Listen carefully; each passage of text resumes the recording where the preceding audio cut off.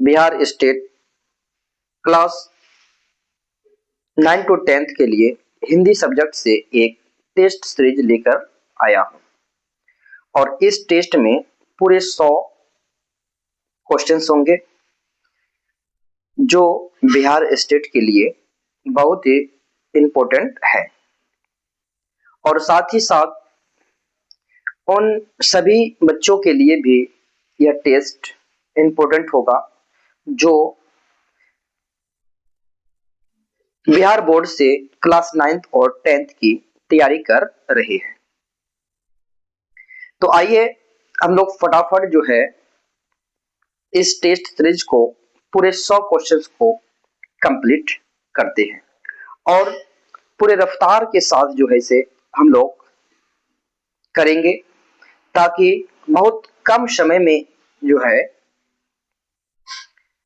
ये 100 क्वेश्चंस का सॉल्व हो सके। तो हम लोगों का जो पहला क्वेश्चन है ये है उपमा अलंकार के वाचक शब्द है। तो उपमा अलंकार के जो वाचक शब्द है वो है सा, जैसा, तुल्य, उपरोक्त, सभी।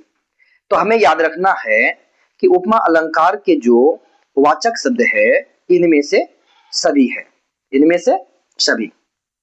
दूसरा क्वेश्चन है कि अलंकार मुख्यतः किसके सौंदर्य में वृद्धि करते हैं। अलंकार मुख्यतः किसके सौंदर्य में वृद्धि करते हैं। तो अलंकार जो है, खास करके अलंकार जो है वो काव्य या कविता के सौंदर्य में वृद्धि करते हैं।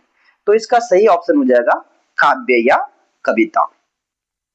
अगला क्वेश्चन है हमारे सामने कि जहां एक वस्तु में दूसरी वस्तु की संभावना या कल्पना की जाती है, जहां एक वस्तु में दूसरी वस्तु की संभावना या कल्पना की जाती है वहां कौन सा अलंकार होता है।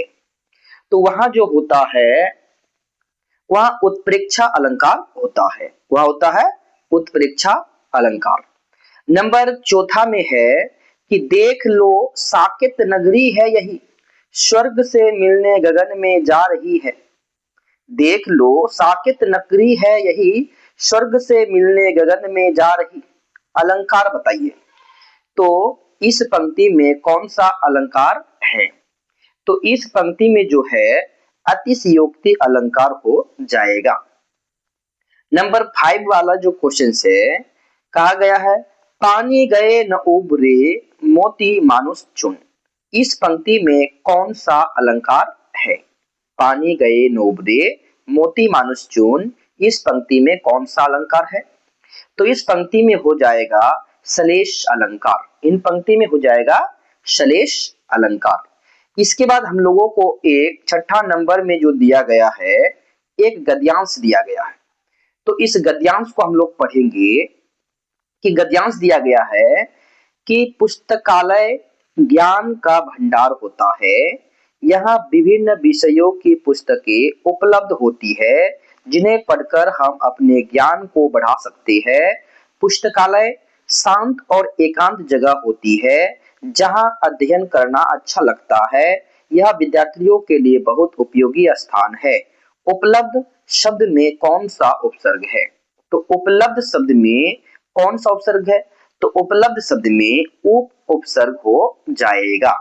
उपलब्ध शब्द में उप उपसर्ग हो जाएगा क्योंकि उपसर्ग किसी शब्द के पहले लगता है। तो 7वां क्वेश्चन है समय बहुत कीमती है, बीता हुआ समय कभी वापस नहीं आता, हमें अपने समय का सदुपयोग करना चाहिए, हर काम को समय पर करना चाहिए और आलस्य से बचना चाहिए। समय का महत्व समझने वाला व्यक्ति जीवन में हमेशा सफल होता है। तो इसमें क्वेश्चन हम लोगों को दिया है कि हमें किससे बचना चाहिए। तो हमें आलस्य से बचना चाहिए। हमें किससे बचना चाहिए। हमें आलस्य से बचना चाहिए। इसके बाद अगला एक निर्देश दिया गया है कि प्रश्न संख्या 8 से 10 जो है पद्यांश को पढ़कर प्रश्न के उत्तर दिए।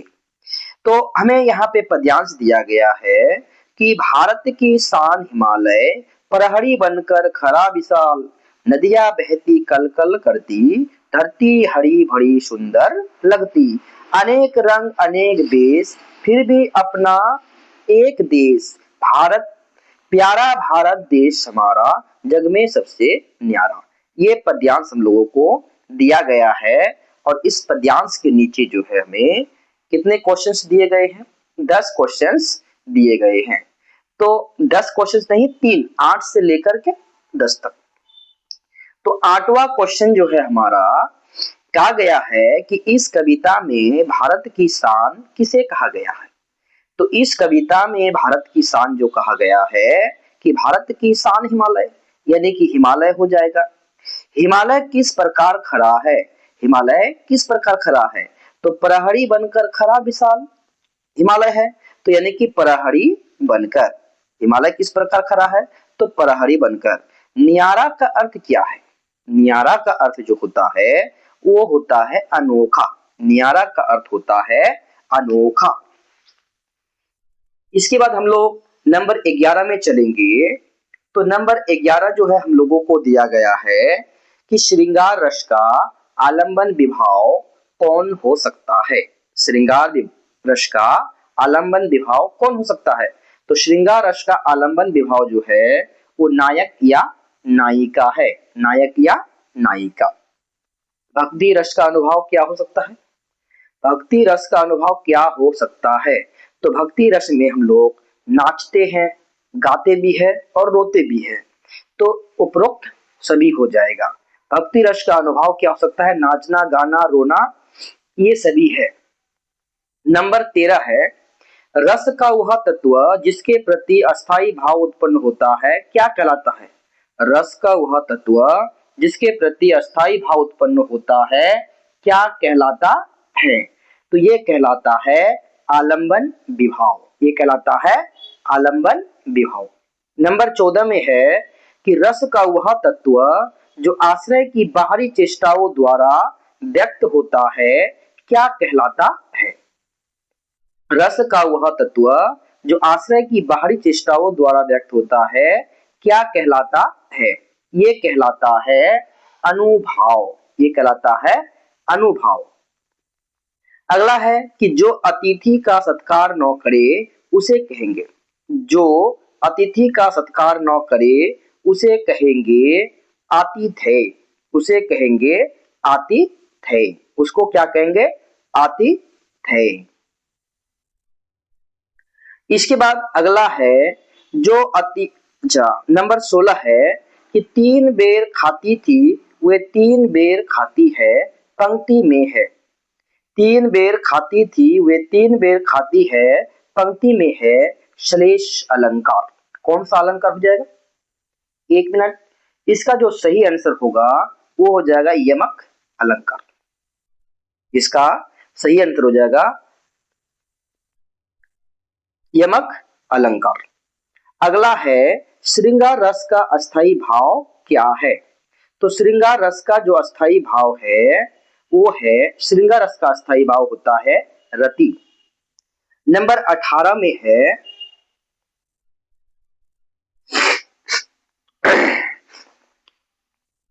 नंबर 18 में हम लोगों को दिया गया है कि नहीं पराग नहीं मधुर मधु, नहीं विकास ही काल, अली कली सी सो बंधियो आगे कौन हवाल। इन पंक्तियों में प्रयुक्त छंद का नाम बताइए। तो इसमें जो छंद होगा ये छंद जो हो जाएगा हमारा दोहा छंद हो जाएगा। अगला है विद्यालय किस प्रकार की संज्ञा है? तो विद्यालय जो है यह जातिवाचक संज्ञा है। विद्यालय कौन सी संज्ञा है? जातिवाचक संज्ञा। अगला है वह बस से विद्यालय जाता है, तो वाक्य में कौन सा कारक है? तो बस एक साधन है और साधन जो होते हैं वो करण कारक में होते हैं, यानी कि वह बस से स्कूल जाता है, वाक्य में कौन सा कारक है? तो करण कारक हो जाएगा। अगला है पीताम्बर निम्न में से किस समास का उदाहरण है? तो पीताम्बर जो है ये कर्मधारय समास है। पीताम्बर कर्मधारय समास है। अगला है गोस्वामी तुलसीदास की कृति है। तो गोस्वामी तुलसीदास की जो कृति होगी वो हो जाएगा कृष्ण गीतावली। गोस्वामी तुलसीदास की जो कृति होगी वो हो जाएगा कृष्ण गीतावली। और एक है ब्रह्म लिपि से किस लिपि का विकास हुआ। ब्रह्म लिपि से किस लिपि का विकास हुआ है। तो ब्रह्म लिपि से जो है किस लिपि का विकास हुआ है, तो ब्रह्म लिपि से देवनागरी लिपि का विकास हुआ है। शब्द है तो देशज शब्द हो जाएगा इसमें लोटा।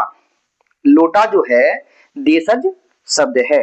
और बाकी आलपीन और नीलाम जो है, आलपीन और नीलाम ये दोनों जो है ना ये पुर्तगाली शब्द है। और केची जो है ये तुर्की शब्द है। इसके बाद नंबर 25 में हम लोग चलेंगे। कहा जाता है कि काव्य में लय, ताल और गति को क्या कहते हैं। काव्य में लय, ताल और गति को क्या कहते हैं। तो काव्य में लय, ताल और गति को कहते हैं छंद। इसको कहते हैं छंद। नंबर 26 है कि दांतों तले उंगली दबाना मुहावरे का अर्थ है। तो दांतों तले उंगली दबाना मुहावरे का अर्थ है आश्चर्यचकित होना। इसका अर्थ हो जाएगा आश्चर्यचकित होना। नंबर 27 है जैसा करोगे वैसा भरोगे लोकोक्ति का अर्थ है।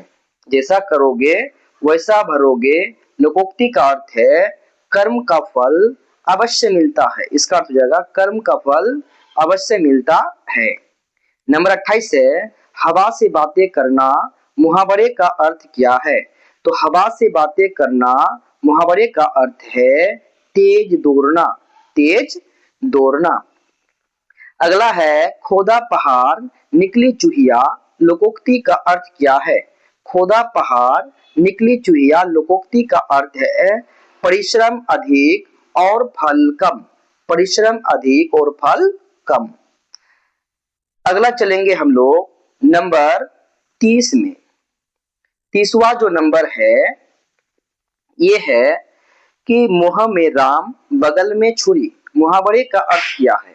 तो मुँह में राम बगल में छुरी मुहावरे का अर्थ है धोखेबाज मित्र। धोखेबाज मित्र। जब क्रिया के जिस रूप से भाव और क्रिया का भाव ही प्रधान हो उसे क्या कहते हैं।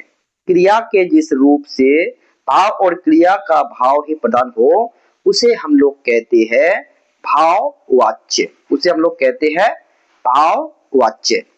मोहन से दौड़ा नहीं जाता। मोहन से दौड़ा नहीं जाता वाक्य में कौन सा वाच्य है। तो मोहन से दौड़ा नहीं जाता इस वाक्य में जो है भाववाच्य ही है। अगला है मैं पत्र लिखता हूं इस वाक्य में क्रिया किसके अनुसार है। मैं पत्र लिखता हूं इस वाक्य में क्रिया किसके अनुसार है। तो मैं पत्र लिखता हूं इसमें जो है क्रिया जो है वो कर्ता के अनुसार है। किसके अनुसार है। कर्ता के अनुसार। तो निम्नलिखित में कौन कर्मवाच्य है। निम्नलिखित में कौन कर्मवाच्य है। तो इन चारों वाक्यों में जो नंबर सी है कि मुझसे पत्र लिखा जाता है। मुझसे पत्र लिखा जाता है ये हो जाएगा कर्मवाच्य। नंबर 35 है कि अध्यापक ने छात्रों को पढ़ाया। अध्यापक ने छात्रों को पढ़ाया वाक्य को कर्मवाच्य में बदलिए। वाक्य को कर्मवाच्य में बदलिए। तो अध्यापक ने छात्रों को पढ़ाया तो अब इसका जो कर्मवाच्य होगा कि द्वारा छात्रों को पढ़ाया गया। अध्यापक द्वारा छात्रों को पढ़ाया गया। नंबर 36 है कि प्रलय का विलोम शब्द निम्न में से कौन सा होगा। प्रलय का जो विलोम शब्द है वो है सृष्टि। प्रलय का विलोम क्या होता है। सृष्टि होता है। प्रलय का विलोम सृष्टि होता है। प्रलय का विलोम होता है सृष्टि। नंबर 37 में है कि शरणागत शब्द में निम्न में से कौन सा समास है। शरणागत। शरणागत का मतलब होता है शरण में आया हुआ। तो शरण में आया हुआ यानी कि ये तत्पुरुष समास हो जाएगा। अगला इनमें से कौन सा वाक्य अशुद्ध है। इनमें से कौन सा वाक्य अशुद्ध है। तो ताजमहल की सुंदरता अद्भुत है, सही है। मैंने अपना काम समाप्त कर लिया है, ये भी सही है। वह प्रातःकाल घूमने जाता है, ये भी सही है। लेकिन हमारी सौभाग्यवती कन्या का विवाह है, ये जो है ये अशुद्ध वाक्य है, ये अशुद्ध वाक्य है, क्योंकि किसी भी अविवाहित जो महिला होती है उसके लिए सौभाग्यवती शब्द जो है वो गलत है, लगाना गलत है। नंबर 39 में कि इनमें से कौन सा वाक्य अशुद्ध है, इनमें से कौन सा वाक्य अशुद्ध है। पहला है मैंने यह काम आसानी से कर लिया, तो ये सही है। वह एक योग्य व्यक्ति है, ये भी सही है। कृपया शांति बनाए रखें, ये भी सही है। लेकिन वह धीमी स्वर में बोला, वह धीमी स्वर में बोला, तो यहाँ पे जो वह धीमी स्वर में बोली, तो इसका सही आंसर हो जाएगा वह धीमी स्वर में बोला, वह धीमी स्वर में बोला। इसके बाद नंबर 14 है या 40, नंबर 14 40 नंबर में है कि इनमें से कौन सा वाक्य अशुद्ध है, इनमें से कौन सा वाक्य अशुद्ध है। तो इनमें से जो है अब अशुद्ध वाक्य ढूंढना है कि विद्यार्थियों को शिक्षक से प्रश्न पूछने चाहिए, सही है। वह प्रतिदिन व्यायाम करता है, ये भी, वह प्रतिदिन व्यायाम करता है, ये भी सही है। मैंने बाजार से फल और सब्जियां लाया, तो ये गलत है। तो यही जो होगा एक अशुद्ध वाक्य होगा। मैंने बाजार से फल और सब्जियां लाया, ये अशुद्ध वाक्य है। चलो इसके बाद जो है अगला क्वेश्चन है 41 नंबर ना। तो 41 से 42 तक निर्देश में दिया गया कि 41 से 42 तक दिए गए वाक्य का वह भाग ज्ञात करें जिसमें कोई त्रुटि है। तो हम लोगों को 41 और 42 नंबर में ये देखना है कि जो वाक्य दिया गया है इस वाक्य में कौन सा पद जो है मतलब कि वो क्या है, गलत है। त्रुटि माने गलत, तो गलत को ढूंढना है। तो आज भ्रष्टाचार हर क्षेत्र में शिष्टाचार के रूप में जाना जाता है, तो इसमें गलत जो है जाना जाता है गलत है, तो जाना जाता है गलत है, तो ऑप्शन नंबर बी सही हो जाएगा। ग्रीष्म ऋतु आते ही अनाज खरीदने की व्यवस्था किया जाता है, तो ग्रीष्म ऋतु आते ही अनाज खरीदने की व्यवस्था किया जाता है, तो इसका सही आंसर जो होगा वो किया जाता है गलत है। मतलब कि इसमें जो किया जाता है ये गलत दे दिया है, तो गलत ऑप्शन है इसका ऑप्शन नंबर बी। अब हम लोग चलते हैं नंबर 43 में। तो 43 नंबर में हम लोगों को दिया गया है कि दिए गए वाक्यांश के लिए एक शब्द दीजिए। तो विज्ञान से संबंध रखने वाला क्या होता है, वैज्ञानिक, विज्ञान से संबंध रखने वाला वैज्ञानिक। अगला है 44 में कि आहा कितना सुंदर मौसम है, वाक्य है। तो ये मौसम मतलब आहा कितना सुंदर मौसम है, तो ये विस्मयवाचक वाक्य हो जाएगा, विस्मयवाचक वाक्य। 45 में है कि यायावर का अर्थ है, यायावर का अर्थ है, तो यायावर का अर्थ होता है कि एक स्थान पर टिककर न रहने वाला। यायावर किसको कहते हैं हम लोग, एक स्थान पर टिककर न रहने वाला। नंबर 46 जो है ये काव्य के निम्नलिखित में से कौन सा वाक्य शुद्ध है। इसमें कहा गया है कि निम्नलिखित में से कौन सा वाक्य जो है शुद्ध है। तो इसमें जो है कि बातें करते करते हमने रात बिता दी, ये वाक्य सही हो जाएगा। बाकी सभी के सभी वाक्य क्या है, गलत है। जैसे कि बातें करते करते हमने बिता दी, गलत हो गया। बातें करते करते हमको रात में बिता दिया, ये भी गलत है। बातें करते करते हमसे रात बात की, तो ये भी गलत है। तो सही ऑप्शन इसका हो जाएगा बातें करते करते हमने रात बिता दी।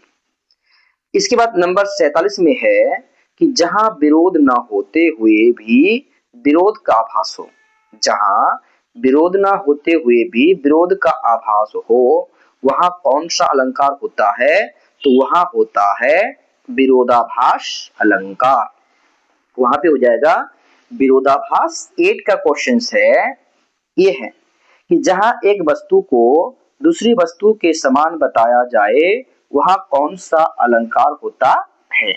जहां एक वस्तु को दूसरी वस्तु के समान बताया जाए वह कौन सा अलंकार होता है? तो वह होता है उपमा अलंकार। उपमा अलंकार। अगला है उत्प्रेक्षा अलंकार में प्रायः किन शब्दों का प्रयोग होता है? तो उत्प्रेक्षा अलंकार में प्रायः जो है अलंकार, उत्प्रेक्षा अलंकार में प्रायः किन शब्दों का प्रयोग होता है? तो उत्प्रेक्षा में होता है मानो, जनु, जानो। एक है सिर फट गया उसका वही, मानो अरुण रंग का घरा हो, में कौन सा अलंकार है? तो इस वाक्य में हम लोग एक शब्द पाते हैं मानो। तो मानो से हम लोग को जान लेना पड़ेगा कि यह जो है उत्प्रेक्षा अलंकार है, यानी कि जिस काव्य में मानो, मनहु, जानो, जनहु इत्यादि लगा रहता है तो वह उत्प्रेक्षा अलंकार होता है। इसके बाद हम लोग चलते हैं 51 में। तो 51 में है कि स्वरों के मेल से होने वाले विकार को क्या कहते हैं? स्वरों के मेल से होने वाले विकार को क्या कहते हैं? तो स्वरों के मेल से होने वाले विकार को कहते हैं स्वर संधि। अगला है निम्नलिखित में से कौन सा स्वर संधि का उदाहरण है? तो स्वर संधि का उदाहरण ये हो जाएगा वागिश। वागिश जो है ये व्यंजन संधि का उदाहरण है। वाक जोड़ इस वागिश व्यंजन संधि है। दिक जोड़ गज दिग्गज व्यंजन संधि है। सम जोड़ तो संतोष व्यंजन संधि है। तो ये तीनों के तीनों व्यंजन संधि है, लेकिन स्वर संधि का जो उदाहरण होगा वो विद्यालय हो जाएगा, यानी विद्याधन आलय। विद्यालय जो है स्वर संधि का उदाहरण है। नंबर 53 जो है तत्सम शब्द पहचानिए। तो इसमें से तत्सम शब्द जो है वो वार्ता है। इसमें से तत्सम शब्द कौन सा हो जाएगा? वार्ता। इसके बाद अगला हम लोग देखते हैं कि अत्यंत शब्द का संधि विच्छेद है। अत्यंत शब्द का संधि विच्छेद होता है अति धन अंत। अति धन अंत। अति धन अंत से क्या बनता है? अत्यंत। चलो इसके बाद हम लोग अगला चलते हैं। अगला है हमारा, अगला जो है ये है मनोहर। मनोहर का संधि विच्छेद है। तो मनोहर का संधि विच्छेद होता है मनहा जोर हर। मनहा जोर हर, मनोहर।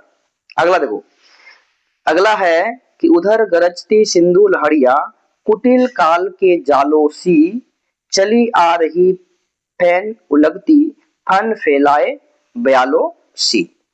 तो इस पंक्तियों में निम्न में से कौन सा रस होगा? इनमें जो है कौन सा रस होगा? तो देखो इसमें हो जाएगा भयानक रस। जिसमें भय पैदा हो उसमें भयानक रस होती है। नंबर 57, रामचंद्र शुक्ल ने हिंदी साहित्य का प्रथम महाकाव्य इनमें से किसे माना है? तो रामचंद्र शुक्ल ने हिंदी साहित्य का प्रथम काव्य जो माना है, प्रथम महाकाव्य जो माना है वो पृथ्वीराज रासो को, यानी रामचंद्र शुक्ल ने हिंदी साहित्य का प्रथम काव्य माना है किसको? पृथ्वीराज रासो को। पृथ्वीराज रासो जो है ये चंद्र बरदाई द्वारा लिखित है। इसके बाद हम लोग 58 में देखेंगे कि कवि का स्त्रीलिंग इनमें से क्या है? तो कवि का स्त्रीलिंग होता है कवियत्री। कवित्री क्या हो जाएगा? कवित्री, यानी कि ऑप्शन नंबर डी इसका सही हो जाएगा। अगला 59 में है कि खड़ी बोली या कौरवी का उद्भव शौरसेनी अपभ्रंश के निम्नलिखित में से किस रूप से हुआ है? खड़ी बोली या कौरवी का उद्भव शौरसेनी अपभ्रंश के निम्नलिखित में से किस रूप से हुआ है? तो ये हो जाएगा उत्तरी रूप से। उत्तरी रूप से। अगला है कि निम्न में से कौन सा शब्द अस्पर्श बोधक विशेषण है? निम्न में से कौन सा शब्द स्पर्श बोधक विशेषण है? तो स्पर्श बोधक विशेषण शब्द जो है इनमें से कोमल है। कोमल एक क्या है? स्पर्श बोधक विशेषण शब्द। इसके बाद हम लोग 61 में जाएंगे। 61 कहता है कि जब किसी शब्द का लक्ष्यार्थ और मुख्यार्थ दोनों बाधित न हो लेकिन वक्ता के अभिप्राय के अनुसार भिन्न अर्थ व्यंजित हो तो वह कौन सी शब्द शक्ति कहलाती है? तो ये शब्द शक्ति कहलाएगी व्यंजना। ये शब्द शक्ति कहलाएगी व्यंजना। 62 में है वह तो नीरा मूर्ख है। वह तो नीरा मूर्ख है इस वाक्य में किस शब्द शक्ति का प्रयोग हुआ है? इस वाक्य में किस शब्द शक्ति का प्रयोग हुआ है? तो इसका हो जाएगा अभिधा। वह तो नीरा मूर्ख है, इस वाक्य में अभिधा शब्द शक्ति है। अगला है गाय घास चर रही है, इस वाक्य में किस प्रकार की अर्थ प्राप्ति होती है? गाय घास चर रही है, इस वाक्य में किस प्रकार की अर्थ प्राप्ति होती है? तो इसका सही आंसर हो जाएगा मुख्यार्थ। सही आंसर होगा इसका मुख्यार्थ। तो अभिधा शब्द शक्ति की विशेषता क्या है? अभिधा शब्द शक्ति की विशेषता क्या है? तो अभिधा शब्द शक्ति की जो विशेषता है वह है सीधा अर्थ प्रकट करना। तो सीधा अर्थ प्रकट करना जो है वो अभिधा कहलाता है।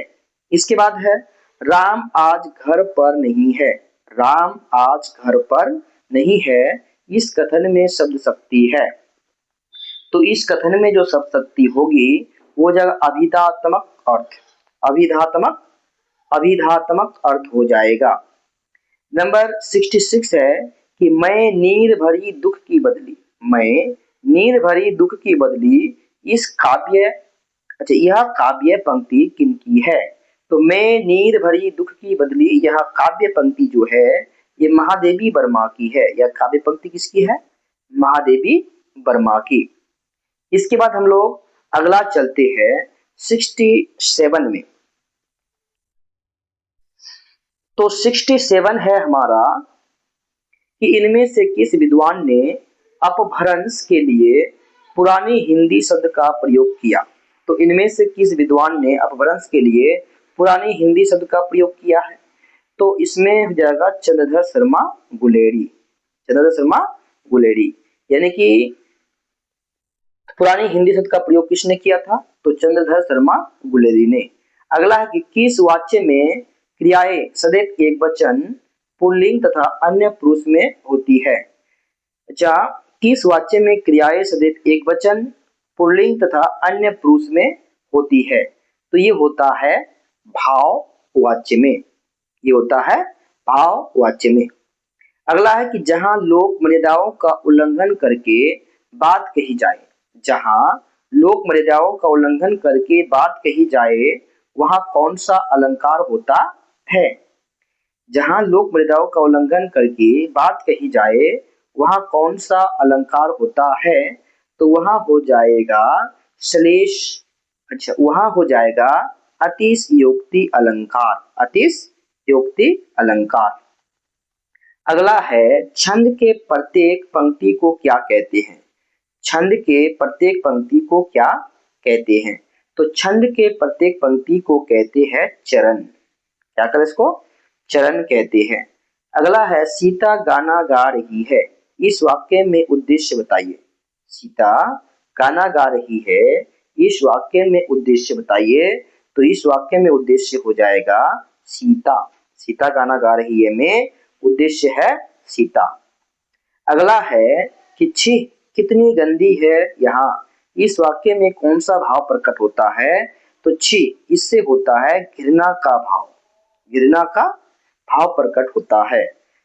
अगला है 73 नंबर में है कि तुम जाओ और अपना काम करो, किस वाक्य का उदाहरण है? तुम जाओ और अपना काम करो किस वाक्य का उदाहरण है? तो ये हो जाएगा संयुक्त वाक्य।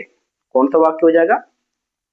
कि जो मेहनत करते हैं वे सफल होते हैं, किस वाक्य का उदाहरण है?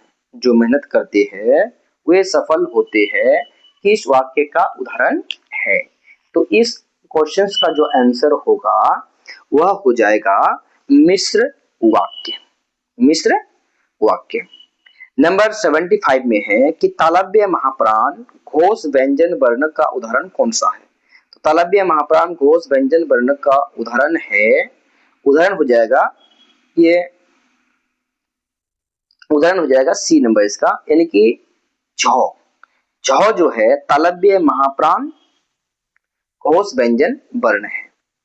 इसके बाद हम लोग देखेंगे गीता जल्दी जल्दी मुंह में लड्डू ठूसने लगी। गीता जल्दी जल्दी मुंह में लड्डू ठूसने लगी, इस वाक्य में जल्दी जल्दी किस प्रकार का क्रिया विशेषण है?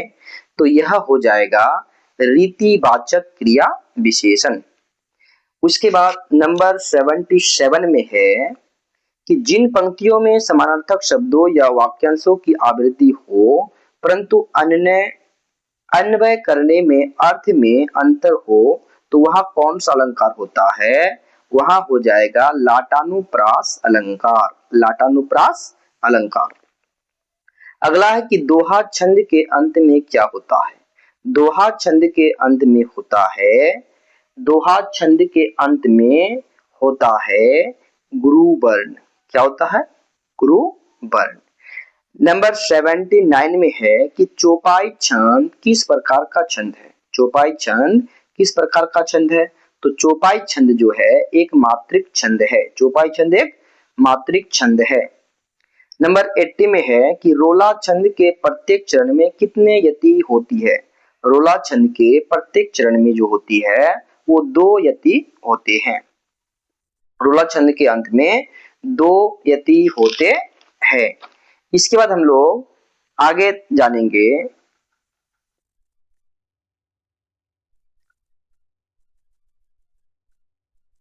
इसके बाद अगला जो है हमारा कि रस के अस्थाई भावों की कुल संख्या कितनी है? तो रस के अस्थाई भावों की कुल संख्या जो है यहाँ पे 9 मानी गई है। तो हम लोग 9 भी ले सकते हैं और 11 भी ले सकते हैं, क्योंकि अभी रसों की संख्या जो है वो 11 हो चुके हैं। वर्तमान में रसों की संख्या 11 हुआ है। तो यहाँ पे हम लोग अस्थाई भावों की संख्या 11 भी ले सकते हैं और 9 भी ले सकते हैं। तो रस के अस्थाई भावों की कुल संख्या जो है वो वर्तमान में 11 है। तो 11 लेके हम लोग चलेंगे। इसके बाद 82 में है कि वात्सल्य रस का अस्थाई भाव क्या है? तो वात्सल्य रस का अस्थाई भाव होता है वात्सल्यता। क्या होता है? वात्सल्यता। अगला है हास्य रस का आलंबन विभाव कौन हो सकता है? तो हास्य रस का, जैसे हास्य रस का जो आलंबन विभाव, तो हास्य रस का जो अस्थाई भाव होता है वो होता है हास मतलब हंसना। तो अब हास्य रस का आलंबन विभाव कौन हो सकता है? तो विकृत आकार वाला व्यक्ति। विकृत आकार वाला व्यक्ति। इसके बाद है करुण रस का उद्दीपन विभाव क्या हो सकता है? तो करुण रस का उद्दीपन विभाव वाला जो रस होगा या तो जगह प्रिय वस्तु का नाश। प्रिय वस्तु का नाश। तो प्रिय वस्तु का नाश जो है वह करुण रस का उद्दीपन विभाव होता है। अगला है रौद्र रस का अनुभव क्या हो सकता है? तो रौद्र रस का अनुभव जो होता है, रौद्र रस का अनुभव हो सकता है होठ चबाना। होठ चबाना क्या है? रौद्र रस का अनुभव है। अगला है कि बतरस लालच लाल की मुरलीधरी लुकाई, यह पंक्ति किसकी है? बतरस लालच लाल की मुरलीधरी लुकाई, यह पंक्ति किसकी है? तो यह पंक्ति जो है यह पंक्ति बिहारी की है। कृत और तद्धित इनमें से किसके भेद हैं? तो कृत और तद्धित जो है इनमें से प्रत्यय के भेद हैं। इनमें से प्रत्यय के भेद हैं। इसके बाद हम लोग 88 में चलेंगे। तो 88 वाला जो क्वेश्चन है यह है ढाते विश्वास कहानी के संपादक कौन है? ढाते विश्वास कहानी के संपादक कौन है? तो ढाते विश्वास कहानी के संपादक है सातकोड़ी होता। कौन है? सातकोड़ी होता। ढाते विश्वास के संपादक हो गया सातकोड़ी होता। अगला है रोला और उल्लाला से मिलकर कौन सा छंद बनता है? तो रोला और उल्लाला से मिलकर जो बनता है वो छप्पय बनता है। कौन सा छंद बनता है? छप्पय। छप्पय एक संयुक्त मात्रिक छंद है। अगला है बिना पानी में कौन सा समास है? तो बिना पानी में जो है वो बिना पानी में जो है ये हो जाएगा बहुब्री समास। यानी बिना है जिसके हाथ में अर्थात माँ सरस्वती, अर्थात माँ सरस्वती। तो बिना है जिसके हाथ में अर्थात माँ सरस्वती, तो बिना पानी में कौन सा समास हो जाएगा? बहुब्री समास हो जाएगा। अगला है नीलकंठ में कौन सा समास है? तो नीलकंठ में नीला है कंठ नीलकंठ, तो ये भी तुम लोगों का हो जाएगा बहुब्री समास। नीलकंठ भी क्या है? बहुब्री समास है। अगला है, जिस समास में पहला पद विशेषण और दूसरा पद विशेष्य हो उसे कौन सा समास कहते हैं ना, जिस समास में पहला पद विशेषण और दूसरा पद विशेष्य हो उसे कहते हैं हम लोग कर्मधारय समास। उसे हम लोग क्या कहते हैं, कर्मधारय समास। यानी कर्मधारय समास किसको कहते हैं, जिसमें उपमा उपमेय और विशेष्य विशेषण हो उसे हम लोग कर्मधारय समास कहते हैं। इसके बाद हम लोग आगे आ जाएंगे, गंगाजल का समास विग्रह करिए। गंगाजल का समास विग्रह बताइए। तो गंगाजल का समास विग्रह होता है गंगा का जल। गंगाजल का समास विग्रह होता है गंगा का जल। इसके बाद 94 में क्या है कि आजन्म में कौन सा समास है, आजन्म में कौन सा समास है, तो आजन्म में हो जाएगा अव्ययी भाव समास, अव्ययी भाव समास। अब हम लोग आगे चलते हैं। अगला है कि पंचवटी में कौन सा समास है, पंचवटी में है द्विगु समास, यानी संख्या पूर्वो द्विगु। जिस समासिक शब्द के पहला पद संख्यावाचक हो उसे संख्या पूर्वो द्विगु कहते हैं। यानी पंचवटी, पंचवटी में पंच जो है यानी 5 है, अर्थात ये क्या हो जाएगा, द्विगु समास हो जाएगा। अगला है कि अंबर में कुतल जाल देख, पद के नीचे पाताल देख, मुट्ठी में तीनों काल देख, मेरी स्वरूप विकराल देख। तो उपर्युक्त पद्य में कौन सा समास है, तो इसमें जो होगा अद्भुत समास हो जाएगा। इसमें कौन सा समास हो जाएगा, अद्भुत समास हो जाएगा। 97 में है कि भयानक रस का आलंबन विभाव कौन हो सकता है, भयानक रस का आलंबन विभाव कौन हो सकता है। तो भयानक रस का जो आलंबन विभाव होगा इसमें डरावना, यानी कि भयानक रस में क्या जाएगा, डरावना, यानी कि डरावनी वस्तु या व्यक्ति, डरावनी वस्तु या व्यक्ति। अगला है कि विचित्र अथवा आश्चर्यजनक वस्तु या घटना को देखकर हृदय में कौतूहल तथा आश्चर्य का भाव उत्पन्न होता है, तो उसे कौन सा रस कहते हैं, उसे कहेंगे हम लोग अद्भुत रस। उसे क्या कहेंगे, अद्भुत रस। अच्छा, मैंने उसकी सहायता नहीं की कौन सा वाच्य है, मैंने उसकी सहायता नहीं की कौन सा वाच्य है, तो नहीं लग गया है तो निषेधवाचक वाक्य हो जाएगा। कौन सा वाक्य है, निषेधवाचक वाक्य हो जाएगा। लास्ट है हमारा, मैं खाना नहीं खाऊंगा वरन थोड़ा सा दूध पीऊंगा, किस प्रकार का वाक्य है। मैं खाना नहीं खाऊंगा वरन थोड़ा सा दूध पीऊंगा, किस प्रकार का वाक्य है, तो ये हो जाएगा संयुक्त वाक्य, ये हो जाएगा संयुक्त वाक्य। तो इस तरह से हमारे 100 क्वेश्चंस पूरे हुए। यदि आप लोगों को वीडियो पसंद आया है तो आप इसको जो है रिवीजन के तौर पर दोबारा भी पढ़ सकते हैं।